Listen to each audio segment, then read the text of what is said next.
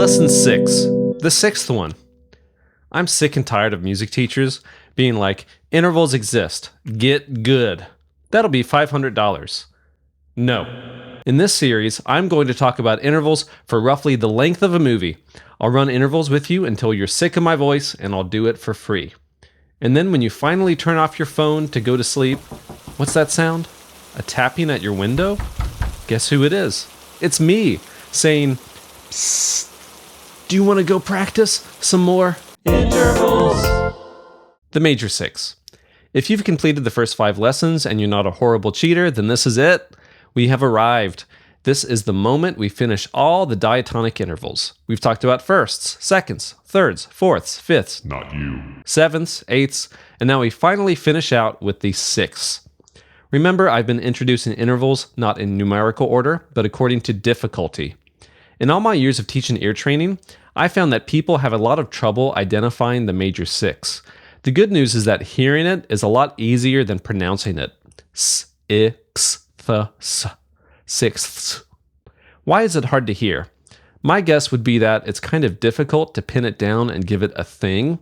It's a musical jump, but not nearly as big as an octave or a seventh. It doesn't pop out like dissonant intervals such as the major seventh or tritone.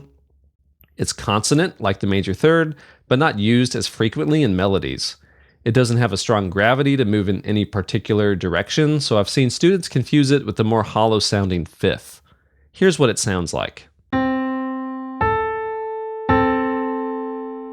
The song My Bonnie Lies Over the Ocean begins with a major six. It's also the first 2 notes of the NBC jingle. For me, I found that the best way to remember sixths is to imagine someone yodeling. Yodeling is when you jump back and forth from your chest voice sound to your head voice sound. And the physical aspect of it requires large skips, such as the sixths. I will now demonstrate using my world-renowned yodeling abilities. Okay, not really. Instead, I'm going to play a pattern of both major and minor sixths on the keyboard, and you'll just have to imagine that someone is yodeling these notes.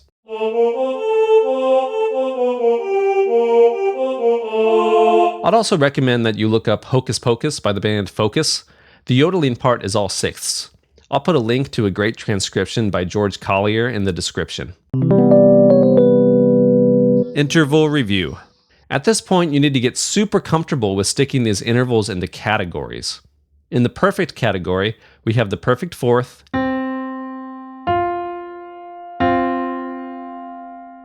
and the perfect fifth.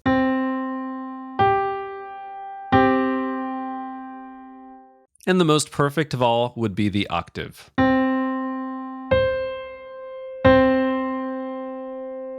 Remember that perfect intervals sound hollow, complete, or stable. In the dissonant category, we have the major second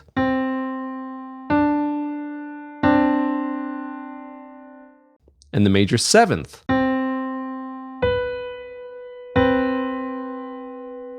Which sound slightly unpleasant when the 2 notes are played simultaneously.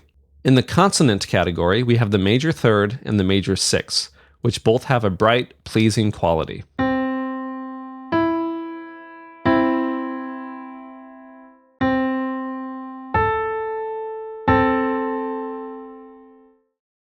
To differentiate the 2 intervals, remember that a 6 is a much larger musical leap than the third.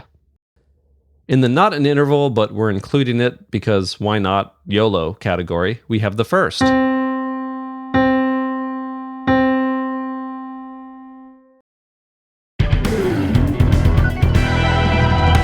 Exercises. This is the most important part of the lesson. I'd much rather you be able to hear an interval than theoretically understand an interval. I'll play each interval 3 times, and then the answer will appear circled on the screen. If you need a reminder about what each interval sounds like and some tunes, stare at the interval guide in the video description until you have it memorized. I don't care if it takes hours or days or weeks, just do it. Your family can wait. These are intervals we're talking about.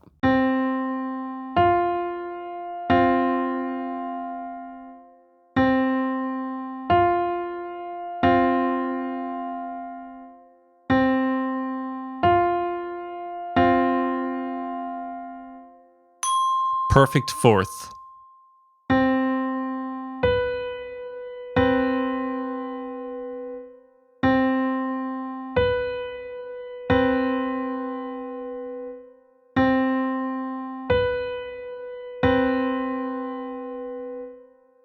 Major seventh.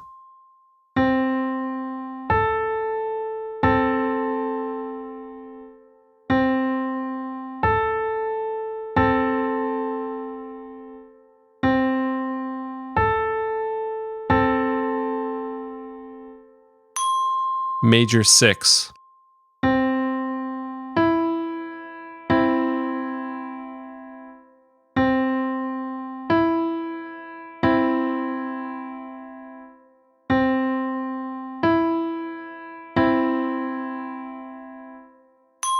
Major third.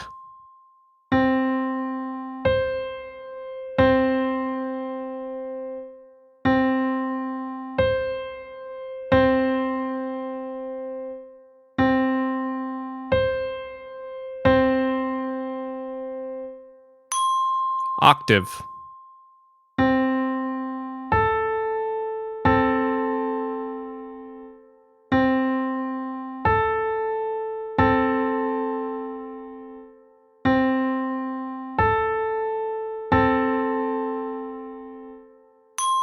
Major six.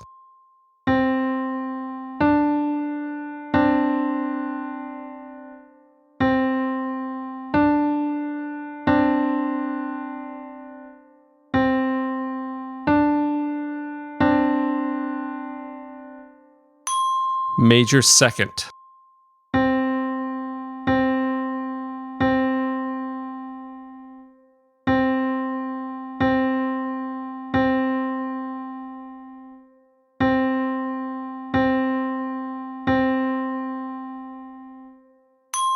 First.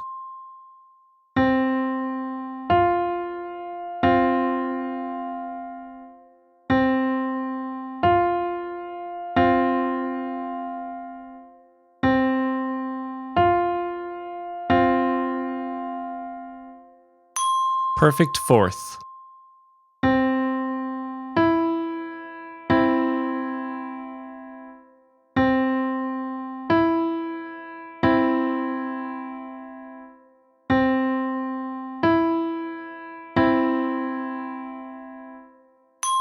Major third. Plot twist of the week. We've done intervals 1 through 8. So are we done with diatonic intervals? Are we moving on to chromatic intervals finally? No. We are not. In the next lesson, we're going to repeat all the same intervals we did today. Why? Because you don't know anything. You can't handle chromatic intervals. You might feel like you've gotten good at hearing these diatonic intervals, but guess what? Every moment, I've been there in the shadows, subtly manipulating every single note to guarantee the success of your ears, giving you a false sense of security and accomplishment. All along, it wasn't you getting the answers right. It was me. It was me.